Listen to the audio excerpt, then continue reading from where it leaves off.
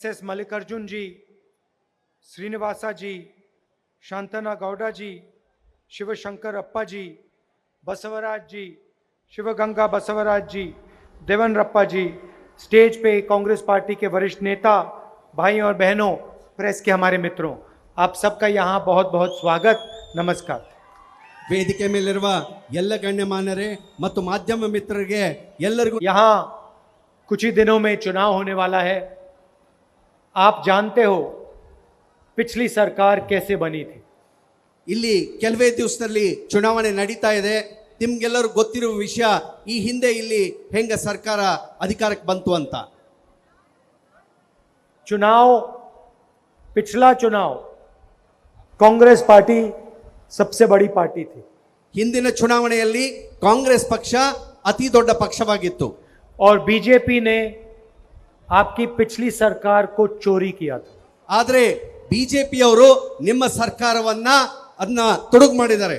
भ्रष्टाचार का पैसा डालकर उन्होंने एमएलए को छीना था। ಭ್ರಷ್ಟಾಚಾರ ಮಾಡಿ ನಿಮ್ಮ ಎಂಎಲ್ಎಗಳನ್ನ ಅವರು ಕದ್ಕೊಂಡು ಹೋಗಿದ್ದಾರೆ. उसके बाद 3 साल इन्होंने 40% वाली सरकार चलाई। ಆದರೆ ಅದ ನಂತರ 3 ವರ್ಷಗಳ ಕಾಲ ಇವರು 40% ಸರ್ಕಾರವನ್ನ ನಿಭಾಯಿಸಿದ್ದಾರೆ. हर चीज में 40% चोरी। ಪ್ರತಿಯೊಂದರಲ್ಲಿ 40% ಅನ್ನ ಅವರು ಕದ್ಕೊಂಡು ಹೋಗಿದ್ದಾರೆ. कॉन्ट्रैक्टर एसोसिएशन ने नरेंद्र मोदी जी को चिट्ठी लिखी और कहा कि कर्नाटक में बीजेपी की सरकार भ्रष्ट सरकार है, 40% कमीशन लेती है। ಇವತ್ತು ಕಾಂಟ್ರಾಕ್ಟರ್ ಅಸೋಸಿಯೇಷನ್ ಅಧ್ಯಕ್ಷರು ಪ್ರಧಾನಮಂತ್ರಿಗಳಿಗೆ ಒಂದರ ಪತ್ರ ಬರೀತಾರೆ, ಇಲ್ಲಿ ಬಹಳ ಭ್ರಷ್ಟಾಚಾರ ನಡೆದಿದೆ ಕರ್ನಾಟಕದಲ್ಲಿ ಅಂತ ಹೇಳಿ. बीजेपी का एमएलए कहता है कि 2500 करोड़ में सीएम की कुर्सी खरीदी जा सकती है। ಇವತ್ತು ಬಿಜೆಪಿಯ ಒಬ್ಬ ಎಂಎಲ್ಎ ಹೇಳ್ತಾನೆ, ನೀವು ಮುಖ್ಯಮಂತ್ರಿಗಳಾಗಬೇಕಾದ್ರೆ 2500 ಕೋಟಿ ರೂಪಾಯಿನ ಲಂಚ ಕೊಡಬೇಕು ಅಂತ ಹೇಳಿ. पुलिस की भर्ती में स्कैम हुआ, असिस्टेंट प्रोफेसर्स में स्कैम हुआ, असिस्टेंट इंजीनियर स्कैम हुआ, कोऑपरेटिव बैंक स्कैम हुआ। ಇವತ್ತು PSI ನೇಮಕಾತಿಯಲ್ಲಿ, ಅಸಿಸ್ಟೆಂಟ್ ಪ್ರೊಫೆಸರ್ಗಳ ನೇಮಕಾತಿಯಲ್ಲಿ, ಆಮೇಲೆ ಕೋಆಪರೇಟಿವ್ ಬ್ಯಾಂಕ್ಗಳ ನೇಮಕಾತಿಯಲ್ಲೂ ಕೂಡ ಒಂದು ಭ್ರಷ್ಟಾಚಾರ ನಡೆದಿದೆ. तो एक तरफ भ्रष्टाचार ही भ्रष्टाचार, ಎಲ್ಲಿ ನೋಡಿದ್ರಲ್ಲಿ ಭ್ರಷ್ಟಾಚಾರ ತಾಂಡವಾಡ್ತಾ ಇದೆ. दूसरी तरफ महंगाई बढ़ती गई। ಇನ್ನೊಂದು ಕಡೆ ಇವತ್ತು ಬೆಲೆ ಏರಿಕೆ ಆಗ್ತಾ ಇದೆ. गैस सिलेंडर 400 रुपए का होता था, 1100 का हो गया। ಇವತ್ತು ಸಿಲಿಂಡರು 400 ರೂಪಾಯಿ ಇದ್ದದ್ದು 1100 ರೂಪಾಯಿ ಆಗಿದೆ.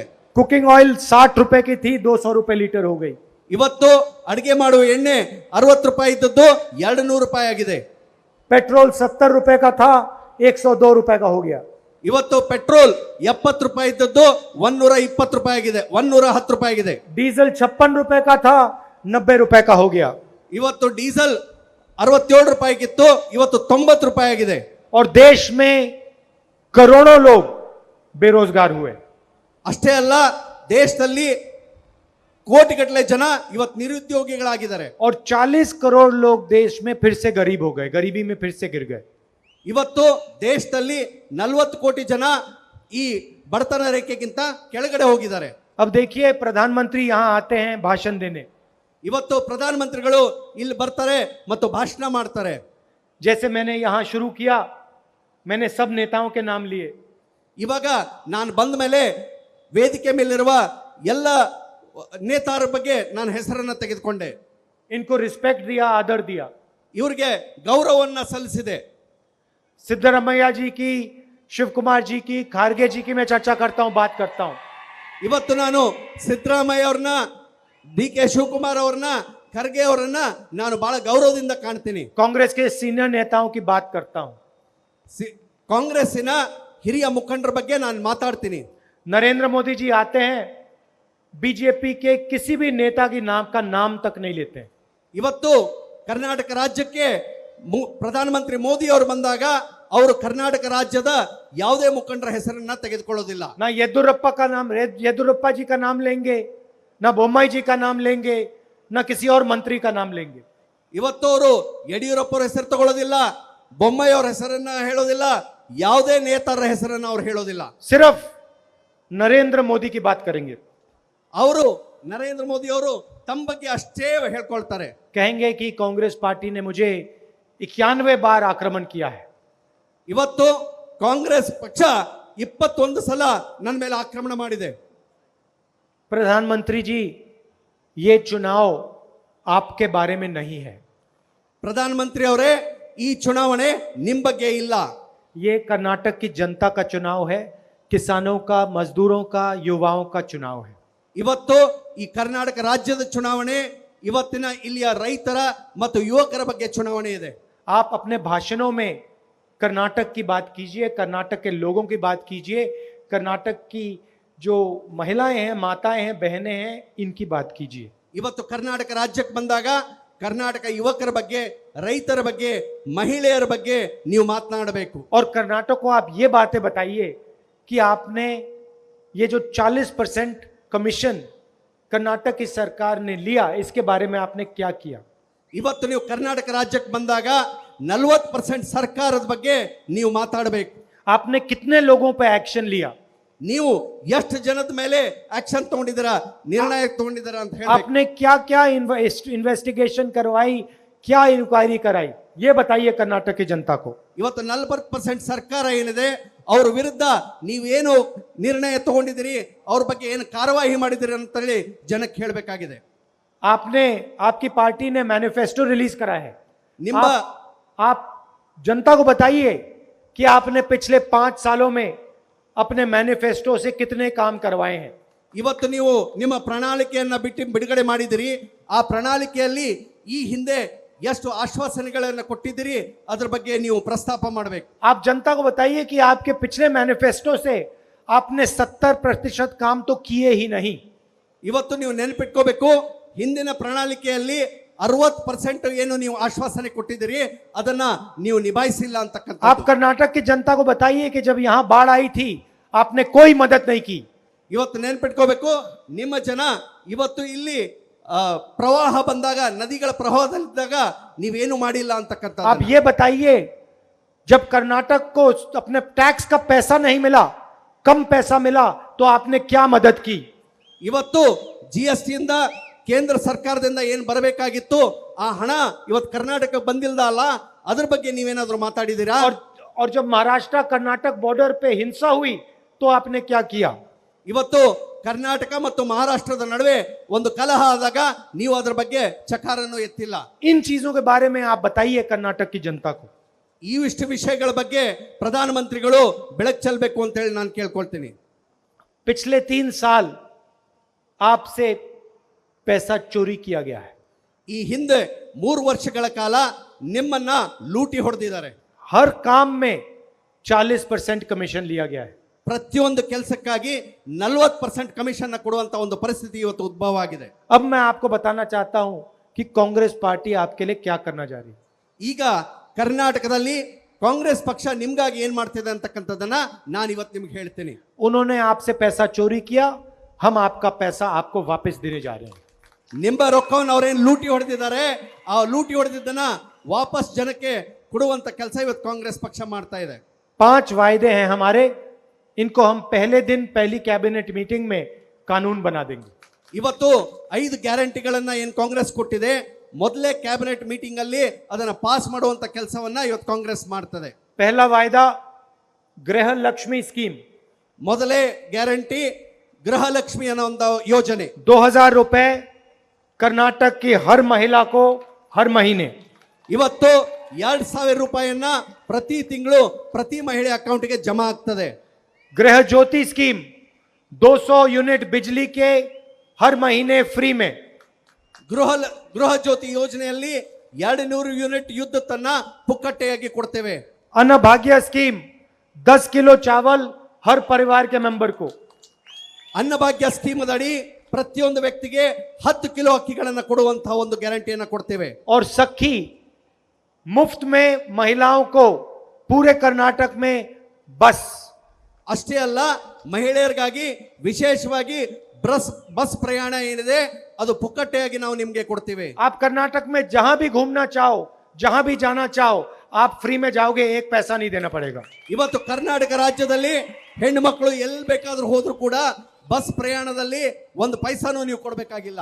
और पांचवा वायदा, ಈಗ 5ನೇ ಗ್ಯಾರಂಟಿ 3,000 रुपए हर महीना कर्नाटक के ग्रेजुएट्स को 2 साल के लिए।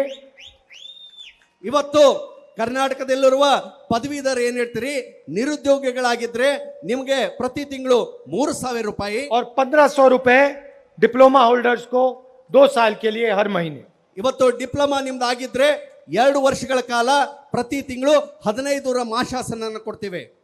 अब नरेंद्र मोदी जी, हमने अपना पहला कदम कर्नाटक की जनता को बता दिया। ನರೇಂದ್ರ ಮೋದಿ ಅವರೇ, ನಾವು ಮೊದಲೇ ಹೆಜ್ಜೆಯನ್ನ ನಾವು ಕರ್ನಾಟಕ ಜನಕ್ಕೆ ಈಗಾಗಲೇ ತಿಳಿಸಿದ್ದೇವೆ। हमने जनता को बताया कि पहले दिन हम ये 5 काम करने जा रहे हैं। ಇವತ್ತು ನಾವು ಹೇಳಿದೀವಿ ಜನಕ್ಕೆ, ನಾವು ಅಧಿಕಾರತೀವಿ ಅಂತಕ್ಕಂಥದ್ದನ್ನ 5 ಗ್ಯಾರಂಟಿ ಬಗ್ಗೆ ಹೇಳಿದೀವಿ। आप भी जनता को बताओ कि अगर आपकी सरकार आए तो आप करोगे क्या। ಈಗ ನೀವು ಹೇಳಬೇಕು, ನೀವೇನಾದರೂ ಅಧಿಕಾರಕ್ಕೆ ಬಂದ್ರೆ ನೀವೇನ್ ಕೊಡ್ತೀರಿ ಅಂತಕ್ಕದ್ದನ್ನ ಸ್ಪಷ್ಟಪಡಬೇಕು। और अपनी बात करना बंद करो, कर्नाटक की जनता की बात करो। ನರೇಂದ್ರ ಮೋದಿ ಅವರೇ, ನಿಮ್ ಬಗ್ಗೆ ನೀವು ಹೇಳ್ಕೋಬೇಡಿ, ಕರ್ನಾಟಕ ಜನತೆಗೆ ನೀವೇನ್ ಮಾಡ್ತೀರಿ ಅಂತಕ್ಕಂಥದ್ದನ್ನ ಹೇಳಬೇಕು। थोड़ी सी मैं यहाँ लोकल बात करना चाहता हूँ। ಒಂದ್ ಸ್ವಲ್ಪ ನಾನು ಸ್ಥಳೀಯ ವಿಷಯಗಳನ್ನ ಬಗ್ಗೆನೂ ಹೇಳ್ಬೇಕಂತ ಇದ್ದೀನಿ। प्रधानमंत्री को देवनगरे के लोगों को ये बताना पड़ेगा कि जो उन्होंने वायदा किया था 24 घंटे का पीने का पानी का वायदा, जलश्री प्रोजेक्ट, उसको उन्होंने पूरा नहीं किया। ಪ್ರಧಾನಮಂತ್ರಿಗಳೇ, ಇವತ್ತು ದಾವಣಗೆರೆ ಜನತೆಗೆ 24 ಗಂಟೆಗಳ ಕಾಲ ಕುಡಿಯೋ ನೀರಿನ ಸೌಕರ್ಯ ಕೊಡ್ತೀನಿ, ಜಲಸಿರಿ ಕೊಡ್ತೀನಿ ಅಂತ ಹೇಳಿದ್ರಲ್ಲ, ನೀವು ಮಾಡಿಲ್ಲ ಅದನ್ನ। और ये बताना पड़ेगा कि देवनगरे हरिहर डेवलपमेंट अथॉरिटी में बीजेपी ने कितना भ्रष्टाचार किया। ಅಷ್ಟೇ ಅಲ್ಲ, ಹರಿಹರ ಅಭಿವೃದ್ಧಿ ನಿಗಮದ ಕೆಳಗಡೆ ಏನೇನು ಭ್ರಷ್ಟಾಚಾರ ಆಗಿದೆ ಅದರ ಬಗ್ಗೆ ಕೂಡ ಪ್ರಧಾನಮಂತ್ರಿಗಳು ಮಾತಾಡಬೇಕು। 700 रेजिडेंशियल साइट्स की का वायदा किया था, जमीन तक नहीं खरीदी। 600 ಮನೆಗಳನ್ನ ಹಂಚಿಕೆ ಮಾಡ್ತೀನಿ ಅಂತೇಳಿ ಅವರನ್ನು ಆಶ್ವಾಸನೆ ಕೊಟ್ಟಿದ್ರು, ಅದರಲ್ಲಿ ಇವತ್ತು ಭೂಮಿ ಕೂಡ ಖರೀದಿಯಾಗಿಲ್ಲ। और यहाँ पे किसानों से जमीन छीनी गई। ಅಷ್ಟೇ ಅಲ್ಲ, ಇವತ್ತು ರೈತರ ಕಡೆಯಿಂದ ಭೂಮಿಯನ್ನ ಕಸ್ಕೊಳ್ಳುವಂತ ಕೆಲಸ थोड़ा ಇವತ್ತಾಗಿದೆ। सा प्रधानमंत्री इन चीजों के बारे में भी आप अपने भाषण में बोल दिया करो। ಪ್ರಧಾನಮಂತ್ರಿಗಳೇ, ಇಂಥ ವಿಷಯಗಳ ಬಗ್ಗೆ ಕೂಡ ತಾವು ತನ್ನ ಭಾಷಣದಲ್ಲಿ ಹೇಳಬೇಕು ಅಂತೇಳಿ ನಾನು ನಿಮ್ಮಲ್ಲಿ ಕೇಳ್ಕೊಳ್ತೇನೆ। आप ऐसे कीजिए, आपको अपने बारे में अच्छा लगता है बोलना। ನಿಮ್ಗೆ ನಿಮ್ ಬಗ್ಗೆ ಹೇಳ್ಕೊಳ್ಳೋದು ಬಹಳ ಖುಷಿ ಆಗ್ತಿರ್ಬಹುದು। जहां भी आप जाते हो आप अपनी बात करते हो। ಎಲ್ಲಿ ಹೋದ್ರು ಕೂಡ ನಿಮ್ ಬಗ್ಗೆನೇ ನೀವು ಹೇಳ್ಕೊಳ್ತೀರಿ। एक काम कीजिए, अपने भाषण में 70% टाइम आप अपने बारे में बोलो। ಒಂದ್ ಕೆಲಸ ಮಾಡ್ರಿ, ಯಾವುದೇ ಭಾಷಣದಲ್ಲಿ 60% ಟೈಮ್ ಏನಿರ್ತದ ಅದನ್ನ ನಿಮ್ ಬಗ್ಗೆ ಹೇಳ್ಕೊರಿ। दिल भर के बोलो आप, ನಿಮ್ ಮನಸ್ಸಿಗೆ ಎಷ್ಟು ಬರ್ತದೆ ಅಷ್ಟು ಹೇಳ್ಕೊರಿ। मगर 30% आप कर्नाटका के बारे में बोलो। ಆದ್ರೆ ಕೇವಲ 30% ಆದ್ರೂ ಕರ್ನಾಟಕದ ಬಗ್ಗೆ ವಿಚಾರ ಮಾಡ್ರಿ, ಕರ್ನಾಟಕದ ಬಗ್ಗೆ ಆದ್ರೂ उनके ಹೇಳಿ। लिए आप क्या करोगे, आपने क्या नहीं किया, आपने गलतियां क्या की, ये बोलो 30% में। ಆ 30% ಟೈಮ್ ಅಲ್ಲಿ ನೀವು ಏನ್ ಮಾಡ್ಬೇಕಂತಿದ್ದೀರಿ, ನೀವೇನ್ ತಪ್ಪುಗಳು ಮಾಡಿದಿರಿ ಅದ್ರ ಮೇಲೂ ತಾವು ಬೆಳಕು ಚೆಲ್ಲಬೇಕು ಅಂತ ಹೇಳಿ ಪ್ರಧಾನಮಂತ್ರಿಗಳಲ್ಲಿ ನಾನು ಕೇಳ್ಕೊತೇನೆ। भाइयों और बहनों, बीजेपी को 40 नंबर बहुत अच्छा लगता है। ತಂದೆ ತಾಯಿಗಳೇ, ಬಿಜೆಪಿ ಅವರಿಗೆ 40% ಅನ್ನೋ ಅಂಕಿ ಬಹಳ ಇಷ್ಟ ಆಗ್ತದೆ। ये जहां भी जाते हैं 40 40 40 40 40 कहते रहते हैं। ಎಲ್ಲೇ ಹೋದ್ರು 40 40 40 40 40 ಅಂತ ಹೇಳ್ತಾರೆ।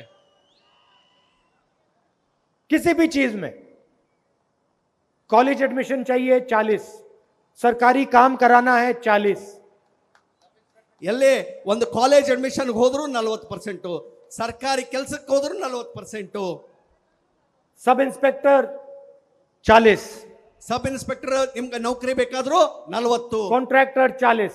ಕಾಂಟ್ರಾಕ್ಟರ್ದು 40। तो इनको ये 40 बहुत अच्छा लगता है। ಯಾಕಂದ್ರೆ ಇವ್ರಿಗೆ 40 ಅನ್ನೋ ಅಂಕಿ ಬಹಳ ಸೇರ್ತದೆ। और 3 साल इन्होंने आपको 40 40 40 करके तंग किया। ಇವತ್ತು 3 ವರ್ಷಗಳ ಕಾಲ 40 40 ಅಂತ ಹೇಳಿ ನಿಮ್ಮ ಕಾಲಹರಣ ಮಾಡಿದ್ದಾರೆ। ऐसे करिए, इस बार इनको आप 40 सीटें दिलवा दीजिए। ಒಂದ್ ಕೆಲಸ ಮಾಡ್ರಿ, ಈ ಸತಿ ನೀವೆಲ್ಲರೂ ಸೇರ್ಕೊಂಡು ಬಿಜೆಪಿಗೆ ಕೇವಲ 40 ಸೀಟ್ ಕೊಡುವಂತ ಕೆಲಸ ತಾವು ಮಾಡಬೇಕು। और कांग्रेस पार्टी को कम से कम 150 सीटें दिलवानी है। ಆಮೇಲೆ ಕಾಂಗ್ರೆಸ್ ಪಕ್ಷಕ್ಕೆ 150 ಸೀಟ್ಗಳನ್ನ ಕೊಡುವಂತ ನೀವು ಕೆಲಸ ಮಾಡಬೇಕು। इसका कारण है, ಇದಕ್ಕೊಂದು ಕಾರಣ ಇದೆ। इन लोगों ने पिछले 3 सालों में आपसे हजारों करोड़ रुपए कमाया है। ಈ 3 ವರ್ಷಗಳಲ್ಲಿ ನಿಮ್ಮಿಂದ 1,000 ಕೋಟಿಗಳನ್ನ ಅವರು ಲೂಟಿ ಹೊಡೆದಿದ್ದಾರೆ। और वो आने वाले 5 साल में भी आपका हजारों करोड़ रुपए चोरी करना चाहते हैं। ಅಷ್ಟೇ ಅಲ್ಲ, ಈ ಬರುವ 5 ವರ್ಷಗಳಲ್ಲಿ ಕೂಡ ನಿಮ್ ಕಡೆಯಿಂದ ಸಾವಿರಾರು ಕೋಟಿ ರೂಪಾಯಿಗಳನ್ನ ಅವ್ರು ಲೂಟಿ ಹೊಡಬೇಕಂತೇಳಿ ಯೋಜನೆ ಹಾಕಿದ್ದಾರೆ. इसलिए ये अगली सरकार को फिर से खरीदने की कोशिश करेंगे. ಅದಕ್ಕಾಗಿಯೇ ಮುಂದಿನ ಬರುವ ಸರ್ಕಾರಗಳನ್ನು ಅವರು ಖರೀದಿ ಮಾಡುವಂತಹ ಹುನ್ನಾರವನ್ನು ಹಾಕಿದ್ದಾರೆ. अगर आपने कांग्रेस पार्टी को बाहरी बहुमत से जिताया तो ये कभी नहीं खरीद सकते. ಇವತ್ತು ನೀವು ಕಾಂಗ್ರೆಸ್ ಪಕ್ಷವನ್ನ ದೊಡ್ಡ ಬಹುಮತ ಕೊಟ್ರೆ ಅವ್ರು ಖರೀದಿ ಮಾಡ್ಲಿಕ್ಕೆ ಸಾಧ್ಯ ಇಲ್ಲ. इसीलिए 150 सीटों से जिताना है. ಅದಕ್ಕಾಗಿಯೇ ನೀವು 150 ಸೀಟನ್ನ ಕಾಂಗ್ರೆಸ್ ಪಕ್ಷ ಕೊಡಬೇಕು ಅಂತ ಹೇಳಿ ನಿಮ್ಮಲ್ಲಿ ವಿನಂತಿ ಮಾಡ್ಕೊಳ್ತೇನೆ. आप सब यहाँ आए, दूर दूर से आए, इसके लिए आप सबको दिल से बहुत बहुत धन्यवाद. ನೀವು ಬಹಳ ದೂರದಿಂದ ತಾವೆಲ್ಲರೂ ಬಂದಿರಿ, ನಿಮ್ಗೆಲ್ಲರೂ ಕೂಡ ನಾನು ಹೃದಯಪೂರ್ವಕವಾಗಿ ಧನ್ಯವಾದಗಳನ್ನ ಹೇಳ್ತೇನೆ. नमस्कार, जय हिंद. ನಮಸ್ಕಾರ, ಜೈ ಹಿಂದ್. ನ್ಯೂಸ್ ಫಸ್ಟ್ ಪ್ರತಿಕ್ಷಣ ನಿಮ್ಮೊಂದಿಗೆ.